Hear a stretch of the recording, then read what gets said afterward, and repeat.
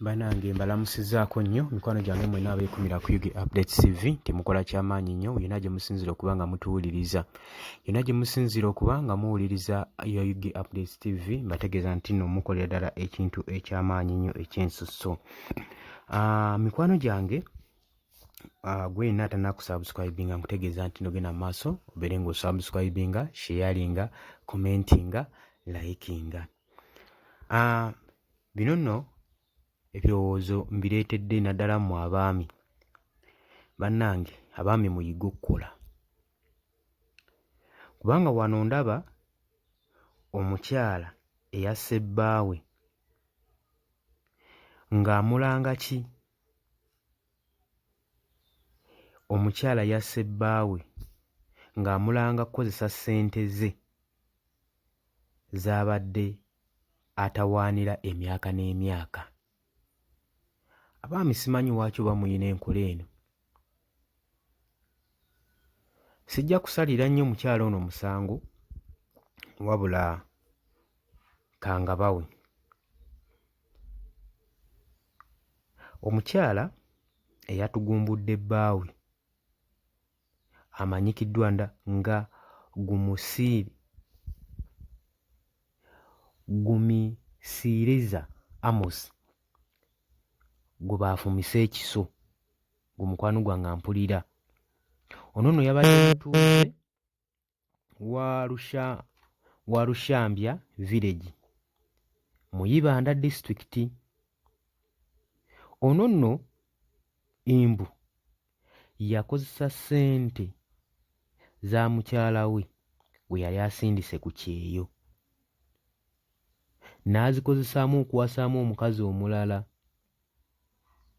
Bino nno byatuuseewo mu mwezi guno ogwa January nga 3 ku ssaawa 11 ez'akawungeezi. Ono nno mukyala ono eyali agenze ebweru okuba ekye yayitibwa Atuheira Justin eyagenda e Saudi Arabia okukola mukazi wattu n'akulungulayo emyaka nga naawe bw'obimanyi mukwano gwange gwali ku kyeyo.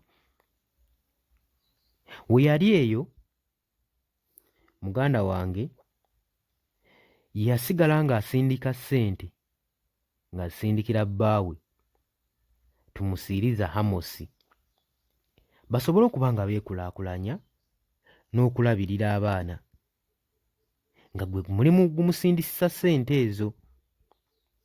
Newankubadde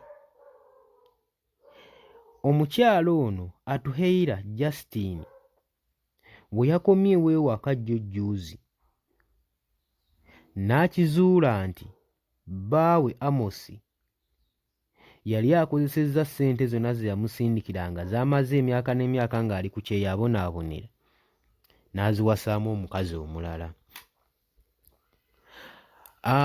Justin kye yakoze ng'akwata kaso ng'afumita Amosi newankubadde bayagadde omutaakirizaako abatuuze ababaddewo abalaba ng'amaze ofumitibwa ne bamutwala mu ddwaliro naye era ku nkomekkerero yamaze n'afa olw'obusungu Justin bwe yakozesezza okufumita muganzi we amanyikiddwa nga Amos. Kaakati wano mwe nviirayo okutegeeza abaami n'omuvubuka we yenna ali eyo banaye muyige okukola. Oba ofunye chance nga mukyala we agenze ku kyeyo ng'agenze okukola ate ggwe kiba kyabwewusa nnyo okukwata ssente z'akusindikidde mukazi wattu ng'ali eri abonaabona ate ggwe n'okulaakulamu n'owasaamu bakazi balala. Kintu kya buswavu nnyo.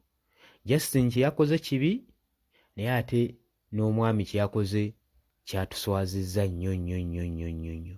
Kubanga oba tolina busobozi bugenda bweru kukola ye n'afuna obusobozi obugenda ate n'odda ssente ozijaajaamya kintu ekyo kiruma.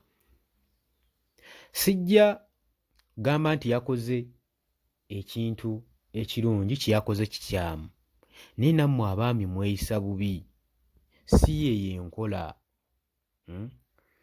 waakiri omukyala muteerewo project ne development ku ssente z'abadde asindika, gukwata ssente ezizo wasa omukazi omulala nga w'oyagala, naye nga tukosezza ssente za mukyala ali mu kubonaabona. Tomanyi buzibu ki bakyala bwe bayitamu nga bali ku kyeyo. Kwajjukira ono yali agenze Saudi Arabia kugenda kuba kyeyo bakomewo beezimbe. Nga omanyi embeera ya bulijjo nti mu Uganda ssente tekyalimu, n'owookola okolerera kulya na kwebaka. Kaakati bambi n'agenda ayiye nga wasindikira ne bbaawe ng'amutaddemu obwesige. Kati omwami ono omutumbaavu ye kye yakola ng'agenda yeewasizaamu mukazi mulala. Kitegeeza ng'oli amwerabidde. Era mu kukomawo Amos yategedde nti mukyala we oba akomawo, wabula omukyala yayagaddemu kubako surprise kye yasanze kyammaze enviiri ku mutwe.